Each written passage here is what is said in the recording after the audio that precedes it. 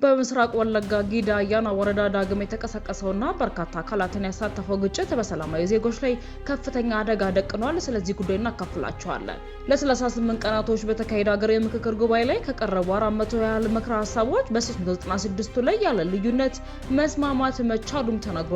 ጉዳዩን ይዘነዋል። የኦሮሚያ ክልል ያቀረበውን ቅሬታ የተመለከተው የአሸማጋይ ቡድን አዲስ አበባ የኦሮሚያ ክልል ርዕሰ ከተማ መሆኗ በህገ መንግስት ይጻፍ የሚል ምክረ ሀሳብ አቅርቦ የ500 ቡድን አዲስ አበባ የፌደራል መንግስት አካል በሚል የተስማማበት ቀርቶ ተጠሪ በሚል እንዲተካ ምክረ ሀሳብ አቅርቦ ምክክሩ ተጠናቋል። የቮይስ ኦፍ ኢትዮጵያ ቤተሰቦች ሰብስክራይብ ማድረጋችሁን እያስታወስናችሁ በዝርዝር ወደምንመለከታቸው ጉዳዮች እናልፋለን።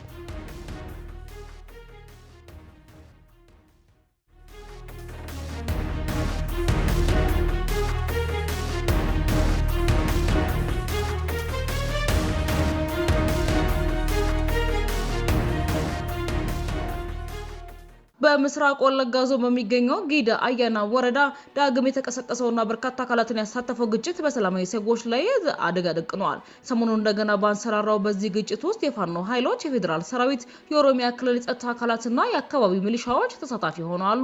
የአካባቢው ነዋሪዎች እንደገለጹት የኦሮሞና የአማራ ብሔር ተወላጅ የሆኑ ንጹሃን ዜጎች በግጭቱ መሃል በመከበባቸው ምክንያት የሰው ህይወት መጥፋቱን፣ የመኖሪያ ቤቶች መቃጠላቸውንና የህዝብ መገልገያ መሰረተ ልማቶች መውደማቸውን ገልጸዋል። የአማራ ፋኖ ብሔራዊ ንቅናቄ የህዝብ ግንኙነት ኃላፊ አቶ አስረሰማሬ በወለጋ የሚንቀሳቀሱት የፋኖ ኃይሎች የአካባቢው ተወላጆች መሆናቸውን በመግለጽ ከኦሮሞ ነጻነት ሰራዊት ጋር ትብብር እንዳላቸውም ተናግረዋል።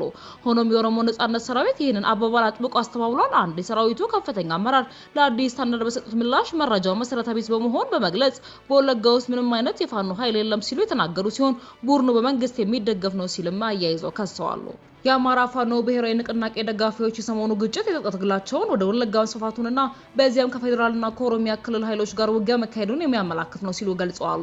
የፋኖ ደጋፊዎቹ ነሐሴ 14 ባሰራጩት መረጃ በአማራ ፋኖ ብሔራዊ ንቅናቄ ወለጋ ቢዛሞ አንሻ ሰይድ ስር የሚንቀሳቀሱ ኃይሎች በጊዳ አያና ወረዳ መንደር 3 ቀበሌ ውስጥ በጋራ በሚንቀሳቀሱት የኢትዮጵያ መከላከያ ሰራዊትና በኦሮሚያ አገዳ ኮማንዶ ኃይሎች ጋር የተቀናጀ ጥቃት ፈጽመዋል ብለዋል። በጥቃቱም 13 የጭነት ተሽከርካሪዎችን ማውደማቸውንና 75 መሳሪያቸውን ማራካቸውን ገልጸዋል። በነሐሴ 7 የአማራ ፋኖ ብሔራዊ ንቅናቄ የህዝብ ግንኙነት ኃላፊና የስራ አስፈጻሚ አባል አስረሰማሬ በአሜሪካ ለሚገኝ አንድ የበይነ መረብ መገናኛ ብዙሃን እንደተናገሩት በወለጋ የሚንቀሳቀሰው ፋኖ ከአማራ ክልል የመጣ ብቻ ሳይሆን በአካባቢው ባሉ የተመሰረተ እንቅስቃሴ እንደሆነ ገልጸዋል። አክለውም አመራሮቹ በወለጋ ምድር ተወልደው ያደጉ እንደሆኑ ተጠቂዎቹም የዛ አካባቢ ተወላጆች መሆናቸውን ተናግረዋል። አስረስ አክለውም በወለጋ ያለው የፋኖ አመራር ከህዝቡ ጋር አስደናቂ የሆነ ውህደት እንዳለውና ከአካባቢው ኦሮሞ ነዋሪዎችም ድጋፍ እንደሚያገኝ ገልጸዋል። ከሁሉም በላይ ግን በፋኖና በኦነግ መካከል ያለው ትብብር በጋራ በመስራት መረጃ በመለዋወጥ ሎጂስቲክስ በመዋዋስ እርስ በርስ በመመራራትና ሌሎችም ቅንጅቶች የቀጠለ መሆኑን ገልጸው በሁለቱ ኃይሎች በኩል ሰላማዊ ሰዎች ላይ የሚደርሰው ጉዳት በአካባቢው እንደ ዜሮ የሚጠጋ ነው ሲሉም ተናግረዋል።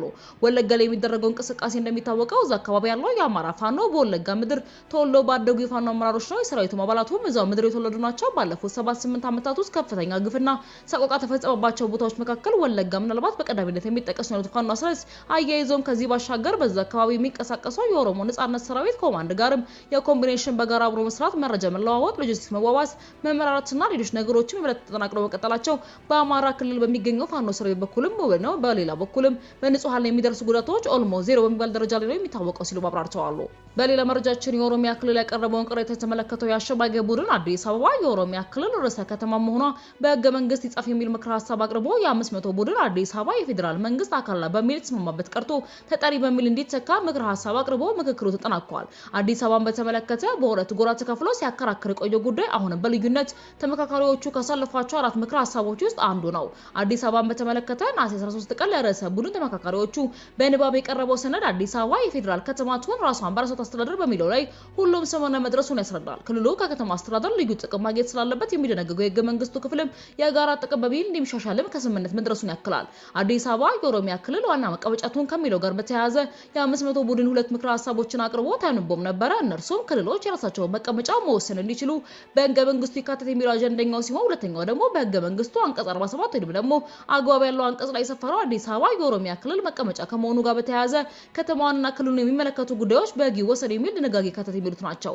ይሁንና የኦሮሚያ ክልል ተወካዮች ይህንን ጉዳይ በተመለከተ ቅሬታ አቅርበው ኮሚሽኑም ይህንን ችግር የሚፈታ የክልል ጉባኤ ጠርቶ ከዚያ በኋላ አሸባጋይ ቡድን አቋቁሞ የነበረ ሲሆን የቡድኑንም ውሳኔ ምክክር ኮሚሽኑ ኮሚሽነር ዮናስ አዳዬ ለ4000 ጉባኤ ጉባኤተኞች ትናንትና ምሽት በንባብ ማቅረባቸው ታውቋል። በተነበበው መሰረት አሸማጋይ ቡድኑ በህገ መንግስቱ የኦሮሚያ ርዕሰ ከተማ አዲስ አበባ ናት የሚል ድንጋጌ ጻፍ የሚል ምክረ ሀሳብ መስጠታቸውንና ከተማዋ የፌዴራል አካላት የሚል ተስተካክሎ ተጠሪ በሚለው እንዲተካ ምክረ ሀሳቡን አቅርቦ ውሳኔውን ያነበቡት ኮሚሽነር ዮናስ አስረድተዋል። ኮሚሽኑ ግን ከቀረቡት ምክረ ሀሳቦች ውስጥ የትኛው እንደሚቀበል ለጊዜው አላስረዳም። ነገር ግን በምን መሰፈር እንዳለው ባልዘረዘረ ሁኔታ ከመጀመሪያው ጀምሮ የነበሩ ውሳኔዎችን መርምሮ ለሀገር የሚበጅ ያለውን ውሳኔ እንደሚያሳልፍም ተናግሯል። የቮይስ ኦፍ ኢትዮጵያ ቤተሰቦች ሰብስክራይብ ማድረጋችሁን እያስታወስናችሁ ዘገባችን እናልፋለን።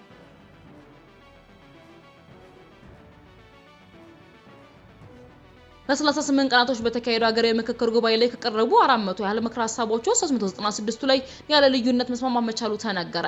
አዲስ የተቋቋመው ኮሚቴ አዲስ አበባን በሚመለከት አዲስ ምክረ ሀሳብ ማቅረቡም ተነግሯል። ሐምሌ 8 ተጀምሮ ነሐሴ 16 ቀን በተጠናቀቀው የሀገራዊ ምክክር ኮሚሽን ላይ ከቀረቡት ያህል 400 ምክረ ሀሳቦች 396 ምክረ ሀሳቦች ላይ ያለ ልዩነት መስማማት መቻሉን በአራት ዋና ምክረ ሀሳቦች ላይ ግን ስምምነት ላይ ሳይደረስ የምክክር ጉባኤው መጠናቀቁ ተነገረ።